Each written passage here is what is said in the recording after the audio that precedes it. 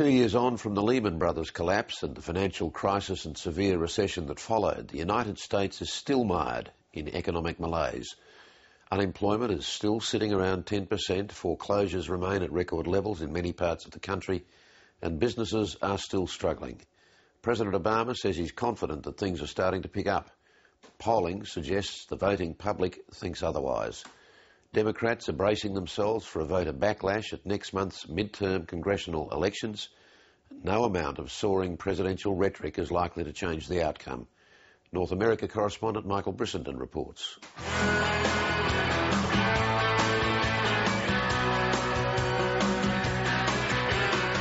Just weeks to go to the midterm congressional election, and Barack Obama is back out fighting. Hello, Wisconsin! From university rallies to lounge rooms and backyard chats, the president is now doing what many in his own party have been looking for months. If you're willing to step up to the plate and realize that change is not a spectator sport, we will not just win this election.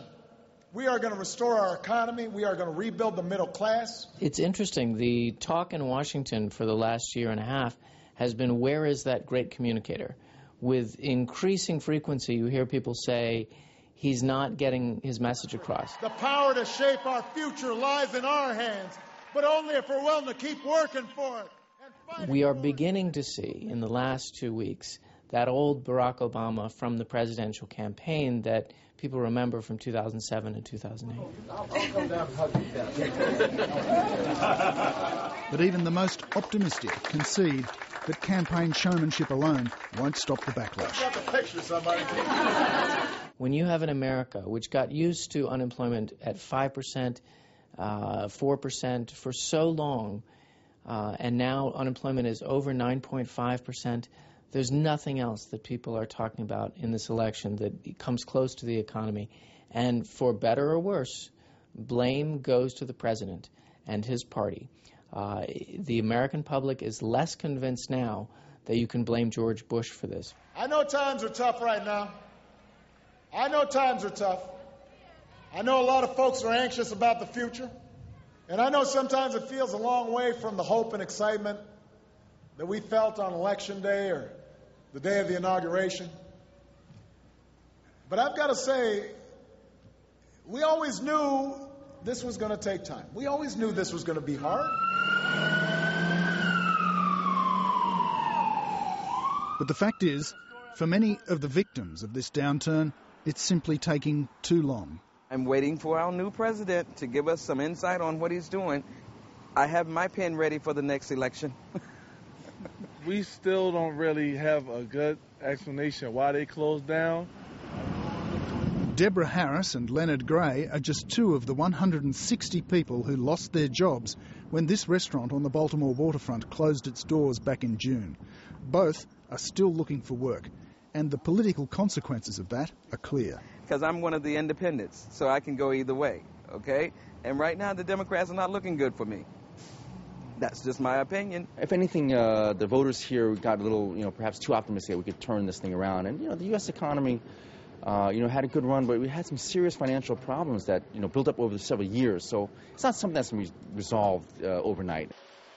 Despite the billions spent bailing out the car industry and the banks, and a nearly $800 billion stimulus package, the U.S. economy is still struggling to bounce off the bottom. The national unemployment rate has remained stubbornly unresponsive at around 10%. But in some of the more depressed areas of America's big cities, the jobless figure is more like 30%. And up the pointy end of town, Wall Street isn't providing much hope at the moment either. As you know, the sentiment has been swinging wildly. It's not just month to month, but I'd say day to day.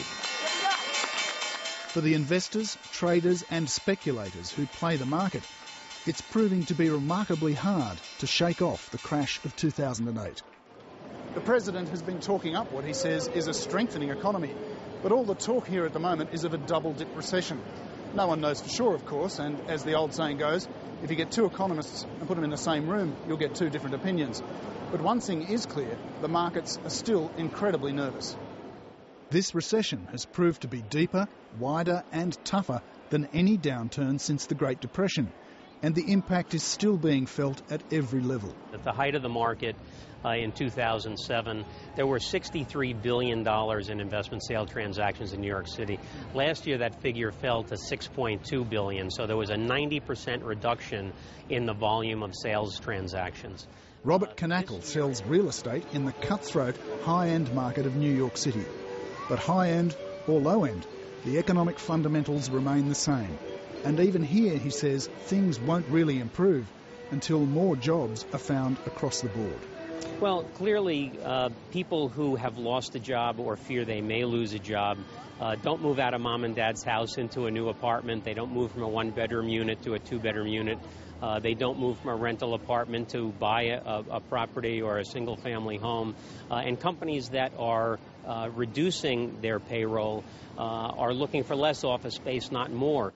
And it's pretty clear that some of those who spend their lives watching and interpreting the numbers fear there could still be a lot more pain to come. It's really tough. I mean, really, the U.S. policymakers, and I'd say policymakers around the world, have really sort of, put all their eggs in one basket. We had a massive round of stimulus, fiscal, last year at zero interest rates. So, you're hearing more and more talk about a Japan-style, sort of outcome. And I think that, that's something, I don't think we're as bad off as Japan is. They've had 20 years of stagnation. But certainly, what the parallels are there in terms of policy levers have been used up. Barack Obama may not be looking that far ahead, but he is certainly looking beyond next month's congressional vote to the presidential poll in 2012. And once again, history suggests whatever else happens between now and then, nothing will secure his own job more than finding jobs for others. Ronald Reagan in 1982 got shellacked in the midterms. He was unpopular, more unpopular then than Barack Obama is today, because unemployment was very high and the economy was doing very poorly. And then just 2 years later, with the economy roaring back, Ronald Reagan won the greatest electoral victory in the history of the Republic. So American politics can change very quickly following the economy up and down. Michael Brissenden testing the pulse in America.